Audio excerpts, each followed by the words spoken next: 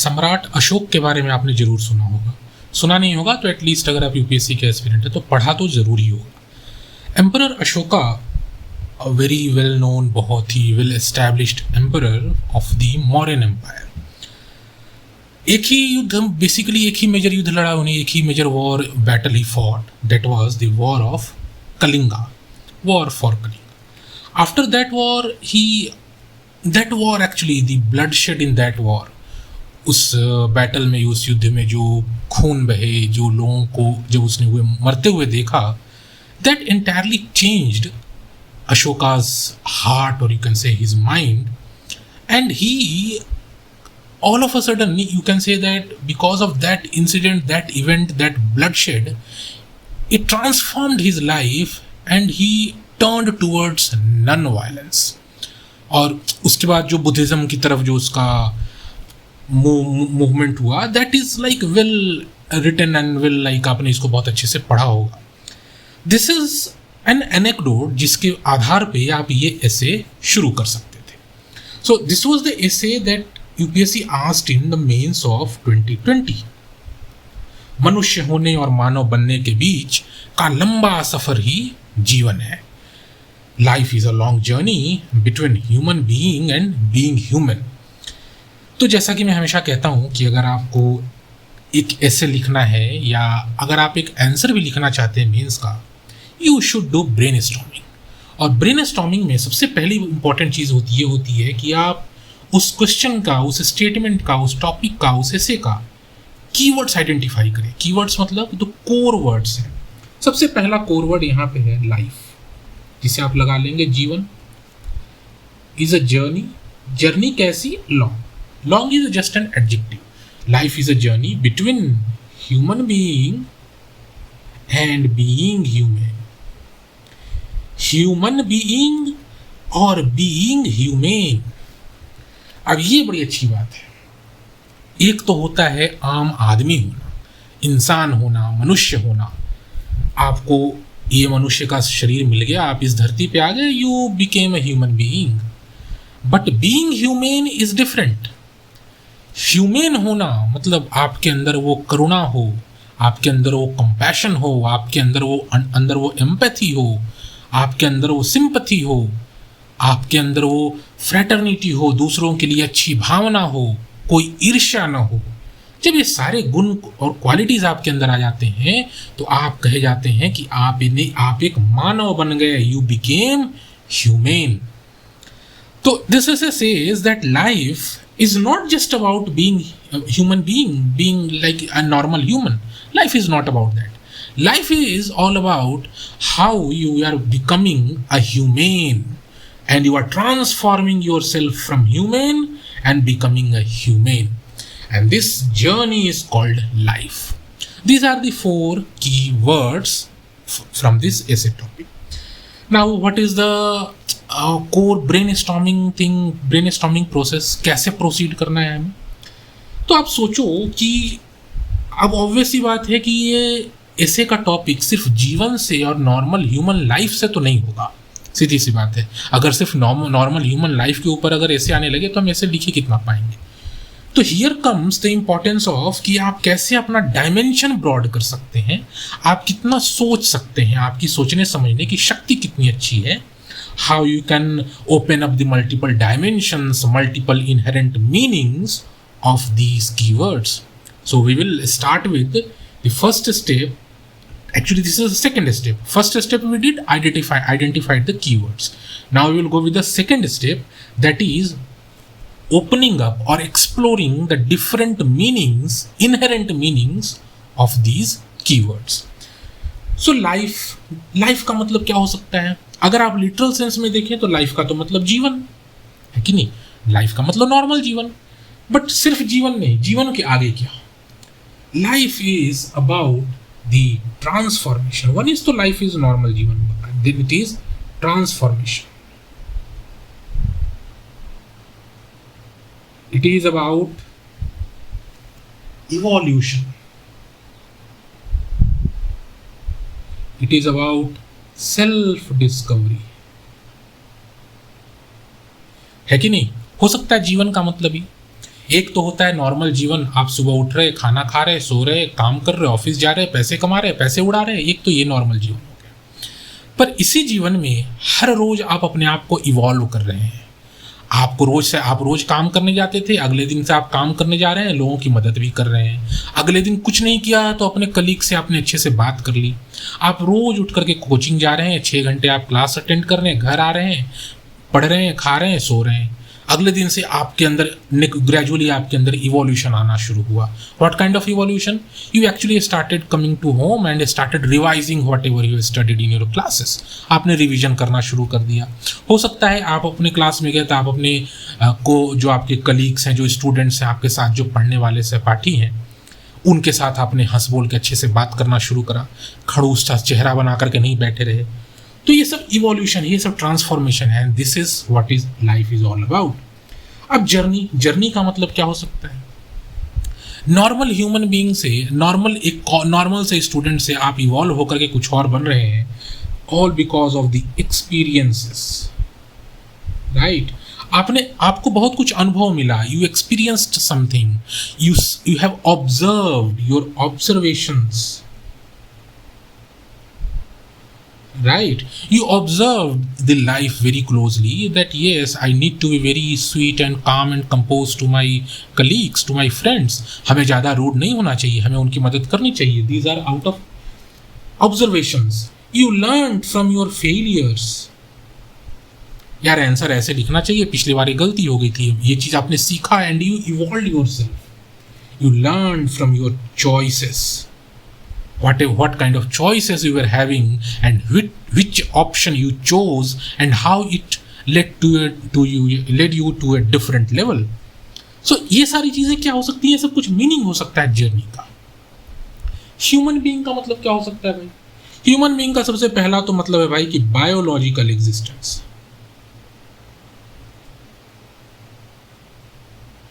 Normal biological existence, एक इंसान है, एक व्यक्ति है, सर, हाथ, पैर, मुंह, कान दिए हुए हैं भगवान ने, बस खा रहा है, कंज्यूम कर रहा है, and like spending his life earning money and spending his life.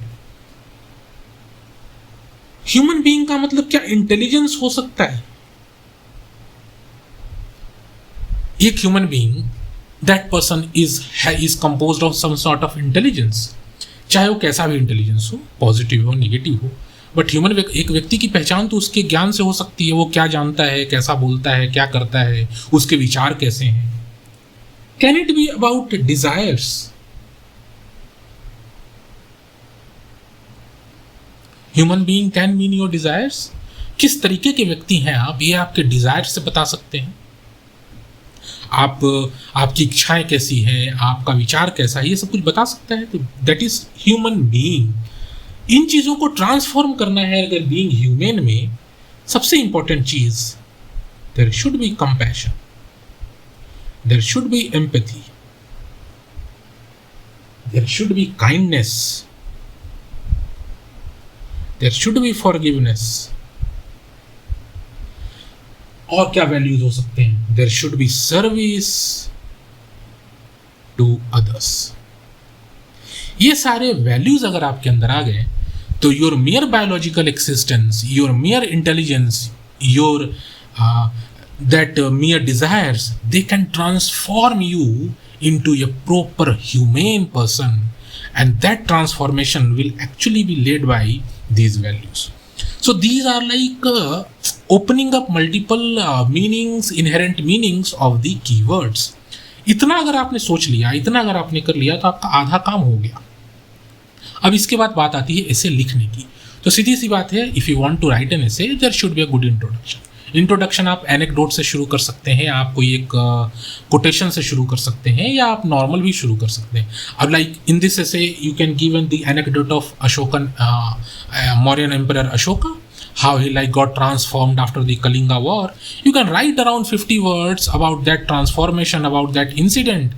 He kaise he was an emperor and he was like trying to win over the all of his surroundings, the entire Bharatvarsha, and how is like just one war he fought, and that one war changed his life, and he turned to non-violence and he embraced Buddhism.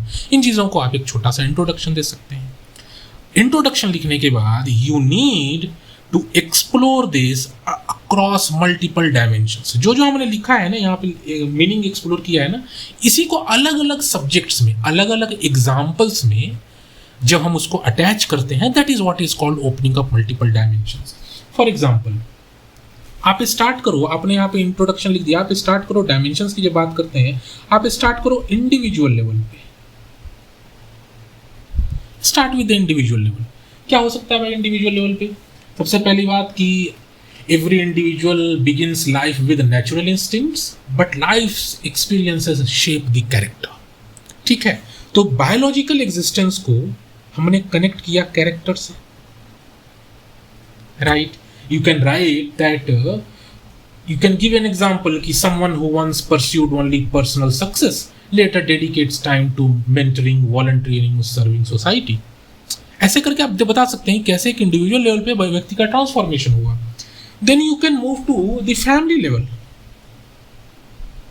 Family level पे भी transformation हो रहा है, because whatever transformation a person is having, whatever transformation a person is facing, that actually begins at home। How love, sacrifice, forgiveness, sharing and respect are first experienced within the family, making it the earliest school of humanity। तो what is the सबसे शुरुआत humanity की school की सबसे शुरुआती school कौन सा होता है? That is our home। हम क्या सीखते हैं घर में, and how that transforms our life, that you can write here। You can write that how parents sacrifice, and that sacrifice is being observed by the children, and then children care for aged parents। लिख सकते हैं कि नहीं लिख सकते हैं? भाई अपने माता पिता से ही तो सीखा, बच्चों ने देखा कि उनके माता पिता उनके लिए बहुत सेक्रीफाइस कर रहे हैं, उनके लिए मेहनत कर रहे हैं। जब माता पिता बूढ़े हो गए तो बच्चों ने उनकी सेवा करनी शुरू कर दी। That is a transformation, and it didn't happen all of a sudden, it happened because of some sort of journey. अब इंडिविजुअल ले लिया, फैमिली ले लिया, अब आ जाओ सोसाइटी पे, है कि नहीं? अगला चिन्ह वही बनता है सोसाइटी का। सोसाइटी पे आप सोचो कैसे हो सकता है भाई? तो ये फैमिली की बात थी। सोसाइटी में you connected with our relationship with strangers and not just loved ones. यहाँ तो चलो अपने परिवार की बात थी, but in society you are meeting, interacting with people whom you hardly know, maybe you are not knowing, maybe they are strangers, maybe you do not love them, maybe they are relatives whom you hate, maybe there are friends with whom you are not in good terms। So society की जब बात करते हैं तो you think that how kindness, inclusion, volunteerism and helping vulnerable sections can transform society into compassionate community। तो society को community में अगर ट्रांसफॉर्म करना है, that requires some values to be practised at the individual level, at the family level, towards our surroundings. अब इसमें आगे अगर देखेंगे तो what is the role of education? What is the role of education in this kind of transformation? The very basic, very important. Education actually transforms personalities. It does not merely produce degree holders. It transforms. You can argue like value education and community service in education and education through experiential learning, कि अनुभव से कुछ सीखने की जो education होती है, that is actually real success of education lies in converting intelligent individuals into ethical, compassionate and socially responsible citizens। Education का असली पर्पस तो ही है ना, आप बहुत अच्छे साइंटिस्ट बन गए, बहुत अच्छी जानकारी हो गई आपको, और आपने उस नॉलेज का इस्तेमाल कैसे करा? एटम बम बनाने में। That is not the true purpose why you have been educated for. So this education actually should give us the values, and these values should transform us into proper humane। What is the angle of governance? Polity and governance का कैसे इसमें dimension explore कर सकते हैं? You connect with the existence of a state, like how the true strength of a state lies not merely in enforcing laws but in protecting dignity, ensuring justice and caring for the vulnerable। एक तो state होता है कि उसे बस laws enforce करना आता हो कि भाई ये कानून बन गया, आपने कोई क्राइम करा, चलो आपको जेल में बंद कर देंगे। फॉर एग्जाम्पल रिसेंटली एक इंसिडेंट हुआ था, एक बच्ची, there was a girl child, she was crying out of hunger, her mother beat her so badly that she died. अब उसकी मदर को जेल होने लगी, तो भाई हाई कोर्ट ने कहा कि इसमें तो स्टेट की भी रिस्पॉन्सिबिलिटी है, आप ऐसे क्यों देख रहे हैं कि बच्ची ने अपने माँ ने अपनी बच्ची को मार दिया। भाई ये भी तो देखो ना कि भूख से करा रही थी और कोई उसकी मदद करने नहीं आया। Where was a state then? आप लॉ एनफोर्स करने के टाइम तो आ जा रहे हो, but when it is about taking care of the vulnerable sections, तब तो स्टेट नहीं आ रहा। तो when state transforms from being just a law enforcer और law enactor towards enforcing law in a judicious way, in a like compassionate way, and taking care of the vulnerable sections, then the governance and the political system also transforms into a humane. How can economy be connected? Economy को भी connect करके देखना है, आपको सोचना है कैसे economy connect हो सकती है।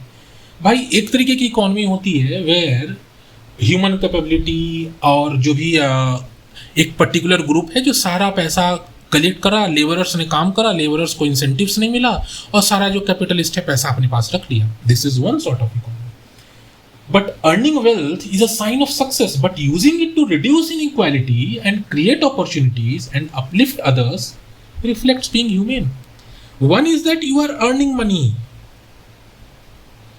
that is very good, but whether you are using that money for the service of others, to reduce inequality, to help your teammates, to help your people, help the people working in your company, working with you, if you are able to do that, then in terms of economy as well, you are actually transforming yourself.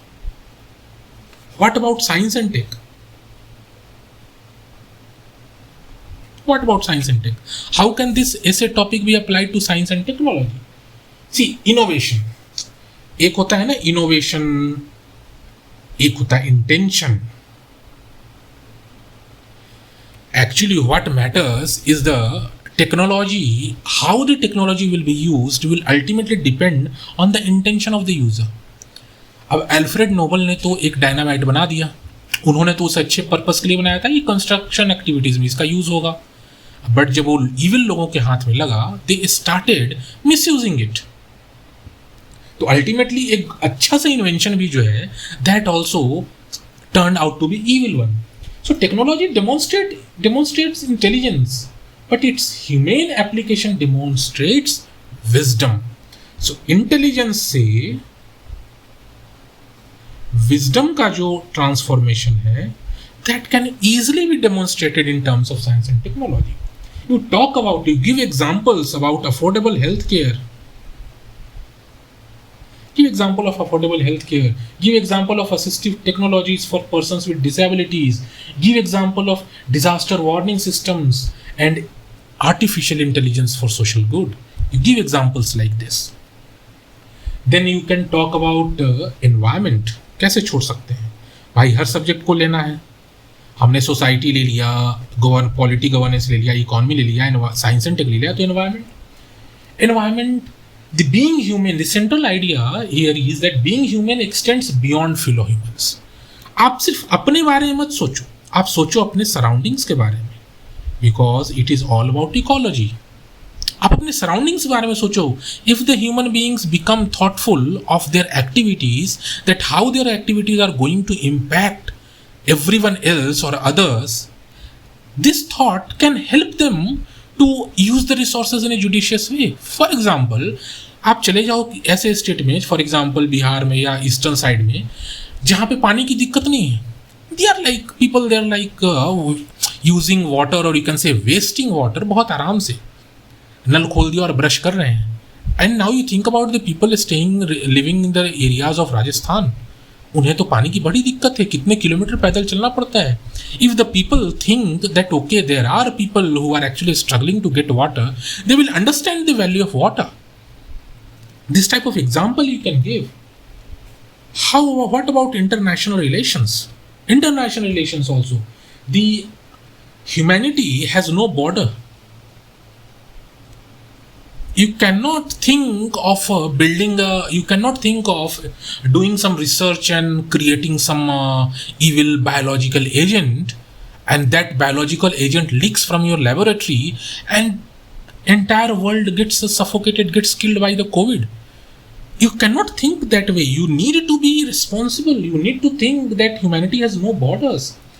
If nations should become truly humane, nations actually can become truly humane only when they cooperate during disasters. So the cooperation among the nations, humanitarian crisis, instead of pursuing narrow self-interest. There should not be narrow self-interest. If the nations are rising above self-interest, then this world and the countries will become more humane. Likewise, ethics. This essay is mostly about these values are related to ethics. So what about ethics? So you think about the highest form of human evolution is moral evolution. If you can evolve morally, then you are like becoming a human. You gave the examples of Buddha, you give the examples of Mahavir, you give the examples of Gandhi, Vivekananda, how they evolved, and how you show how compassion, forgiveness, service, non-violence are the highest achievements of human life across philosophical and spiritual traditions. So इतने सारे dimensions आपको open करने हैं और ये सब आपको सोचना पड़ेगा. And you will not learn all this all of a sudden. This is not a matter of 1 or 2 days. This you will gain with practice. आप जितना प्रैक्टिस करेंगे ब्रेनस्टॉर्मिंग करने का, उतने ही मल्टीपल डायमेंशंस आप ओपन कर पाएंगे. कोशिश कीजिए कि जितने ही मेजर एरियाज हैं, मेजर सब्जेक्ट्स हैं, उन सबके डायमेंशंस आप ओपन कर लें. नाउ ये जो इतने अभी हमने ओपन करा, these are actually supporting the idea of this essay, that yes, there should be cooperation among the states, there should be wisdom in science and technology, the states should be responsible towards vulnerable sections, and yes, life is a long journey between human being and being humane. But this is not always true. You should always think about some counter perspectives. This is not always true. Why this is not always true? Because compassion alone is not enough without justice. So if you are thinking about compassion, you should think about justice. है कि नहीं? आप सिर्फ compassionate हो जाएंगे और compassionate हो जाएंगे. सपोज कीजिए कि एक बच्चे ने child less than 18 years or child less than 20 years committed a grave crime, और ग्रेव क्राइम कर दिया और विक्टिम के साथ सेक्सुअल हैरेसमेंट करा, उसको मार दिया, एंड द जज बिकम्स कंपैशनेट कि ये तो भी बच्चा है, इसको तो छोड़ दें हम. इस केस में आप कंपैशनेट बन गए. You try to become humane but ultimately you are not becoming human to the victim. तो उस केस में क्या है, आपको सोचना चाहिए justice should also prevail. You should take the middle path in such a way that victim should also feel कि उसका जो culprit है, उसका जो criminal है, उसको proper सजा मिली है. So compassion alone is not enough without justice. And being humane does not mean emotionally weak. कोई नहीं कहता कि आप ह्यूमेन बन जाओ तो इसका मतलब ये नहीं कि आप इमोशनली वीक हो जाओ. ह्यूमेन बनने का मतलब ये नहीं हो रहा कि अगर आपके आसपास जुर्म हो रहा, क्राइम हो रहा, गलत काम हो रहा, तो आप इतने कमज़ोर हो जा कि जाने दो उसको, अगर हम उसके खिलाफ कुछ करेंगे तो उसे तकलीफ होगी. ये भी नहीं होना चाहिए. You should not be emotionally weak. Then you write about good intentions can replace accountability और the rule of law. Good intentions, can good intentions replace accountability? कर सकते हैं क्या accountability से replace? भाई आपको accountability set करनी होगी. Just because you can just in the guise of, in the name of compassion or being humane, you cannot get out of the accountability of someone doing wrong deeds. So इस तरीके से you need to counter the entire thesis, the entire core theme of the essay, that being humane is okay, we should be humane, but it should not be blind. We should not become human blindly. We should apply the logic, we should apply justice, we should apply rationality. Then only being human will mean being human in true sense. तो इस तरीके से आपको ये कैसे लिखना था. You could have concluded that a truly humane person combines compassion with courage, empathy and fairness, and kindness with responsibility. But humanity is not about softness. It is about ethical strength. ऐसे करके आप एक conclusion लिख सकते थे. And this essay में you could have given examples, a lot of examples. You could have given examples of Baba Amte, who has like how his life demonstrates that becoming humane means embracing those with whom society neglects. You could have talked about Kailash Satyarthi, how humanity is reflected in protecting the rights and dignity of children rather than remaining indifferent to their suffering. ऐसे आप कोविड-19 में frontline workers जो थे उनका example यहाँ पे आप दे सकते थे कि the pandemic revealed that being human is natural but risking one's own life to save strangers is the highest expression of being humane. इस तरीके से आप एग्जाम्पल देकर के आप इस ऐसे को लिख सकते थे. मेरा अल्टीमेट पर्पस ये था कि आपको बताना कि how you should brainstorm and how you should open up the multiple dimensions, how you should explore the key terms of the